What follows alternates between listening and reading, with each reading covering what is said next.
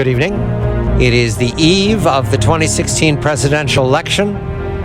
The polling is near done. There'll be a few more late polls tonight, but near done. And the big pollsters are all making their picks. I'm seeing what is called herding. I'm following Nate Silver's reporting at 5:38. I followed very closely. Herding is when all the polls all push towards one number that they're happy with. And that is something that Nate Silver's not happy about. Herding. The herding number now is 4 for the Clinton lead nationally. 2-4. However, this is an election of states, of electoral college votes. I welcome WJR's Thaddeus McCotter, the great voice of the Great Lakes, my colleague and co-host, and we welcome our colleagues, David Drucker of the Washington Examiner in Washington and John Fund of the National Review Online in New York. Gentlemen, Thaddeus and I just had a happy conversation with Rick Outson of the Independent Weekly in Pensacola, which is the county seat of Escambia County, the large county in the northwest of Florida, the Panhandle, a Republican stomping ground. And he tells us that the Democrats are turning out very heavily to match and possibly exceed the turnout of 2012 for Barack Obama in Escambia in the Northwest, which is a Republican strength. He also tells us that in conversation with the lieutenant governor of the state earlier today, he's also a radio host, that the lieutenant governor, a Republican, was saying that they're not getting the kind of numbers they need to match the Democratic push in Broward and Miami-Dade. That's downstate. So I begin with your measure of Florida. Why? Because I just had this news. And if Florida goes blue, the race is over very early tomorrow. David, what have you heard from Florida? This is surprising news from Pensacola. Good evening to you, David. Good evening, John. And look, that would be surprising in Pensacola, and we'll have to see what the election day turnout is like. There could be a heavy vote for Republicans in a county like that. But what I can tell you, what we know from the early vote, is that the numbers coming out of Miami-Dade and Broward counties, strong Democratic counties, have been beyond anything they saw in 2012. The non-Cuban Hispanic, in other words, Democratic Hispanic vote in the early voting has been incredible. It's been described as a surge. And there have been a lot of low propensity voters among those Hispanics that have been voting. The African-American vote also caught up somewhat, if not fully, in terms of the percentage that Democrats wanted to see. Democrats like what they've seen out of Hillsborough County, which is Tampa, Florida. They like what they've seen in the Jacksonville area in terms of holding the numbers they need to. And they like what they've seen along the I-4 corridor in Metro Atlanta. And so, look, we don't know how it's going to go until this thing is finished tomorrow. But what Democrats believe is that they are turning out more voters in the early vote, not cannibalizing their overall vote. The Hispanic surge is something that they think they're seeing, and it's significant because we're not just talking Cubans, who obviously still lean Republican, though less so than they did 10, 20, 30 years ago. We're talking Puerto Ricans, Venezuelans. We're talking Caribbeans who are black as well as African Americans. And so Florida, they believe, shaping up well for them. They still, however, say it's going to be close because it's Florida. It always is. Mr. Fund, a very good evening to you. I mentioned that the news out of Pensacola was a surprise to me. Is it a surprise to you? Have you heard, because I've seen numbers pointing Florida for red, for Trump these last days. Yes, but remember, the turnout machine is very important. In 2012, Romney was considered slightly ahead in Florida.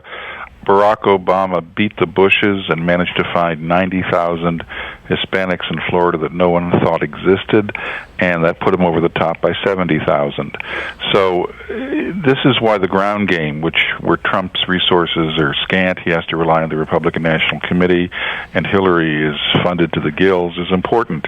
It can mean between 1 and 3 percentage points in any very close state, and that is within the margin of error of the polls, and it can turn a narrow victory for one candidate into a narrow victory for the other on its own. Thaddeus, you have a question for our guests. I'm going to try the other side of the coin. We've heard about the Democratic turnout in early voting, what their projections are. What are the Republicans doing on their end? David? Well, the Republican National Committee is handling voter turnout and data analytics for Trump. Trump delegated this. He ceded it. He didn't want anything to do with it he doesn't really believe in it. That's just the way he looks at politics is differently. The Republicans, I think, the RNC is doing more than I think they're given credit for and more than people might realize. I think the disadvantage is that with the Clinton campaign, you have something that's all under one roof, something that has built on the successes of the Obama administration, so it's advanced. And you have a candidate with buy-in, and so everything they do is built around what the data is telling them. So when they go and visit a state, true, there are times when they're, playing a little defense, protecting their lead, but everything they do, everywhere they've sent Obama and the other surrogates, is timed to the early vote or the absentee vote, or in the cases of Michigan and Pennsylvania, because there is no early vote and everything's really about Election Day, there are absentee votes. And so that's what happens when you have a seamless organization that's technologically advanced, and there's buy-in. On the Republican side, you have the RNC doing one thing, but they don't control the television advertising. The Trump campaign does, and they don't control where Trump goes, and so it's disjointed, and it doesn't maximize the effect of what the ground game can do. Mr. Fund? I agree with David. The one thing that we have learned, however, from the Trump forces is there is passion and there is enthusiasm. And with some of the demographic groups supporting Hillary, there is less so. So what Trump, and this would be counter to most political scientists, what Trump is counting on is his passionate support outweighing the technical expertise of the Clinton campaign. Gentlemen, there's also a Congress tomorrow up for re-election. I'm told that let me put it this way. Larry Sabato says minus 14. I don't quibble with that for the Republicans. Losing 14 seats, they would retain their majority. But the Senate is where all the guessing is going on. New Hampshire and Pennsylvania particularly, but North Carolina, Missouri are mentioned. Ron Johnson is an outside to hold. Joe Heck out west. David, have you heard anything disruptive in any of those races today, pointing one way or in the other? And I'm always keen on Pennsylvania. Yeah, at this point, a lot of things are locked in, and I think it's going to depend in most of these states on how the top of the ticket does. Pennsylvania, Toomey's close. New Hampshire, Ayotte is close.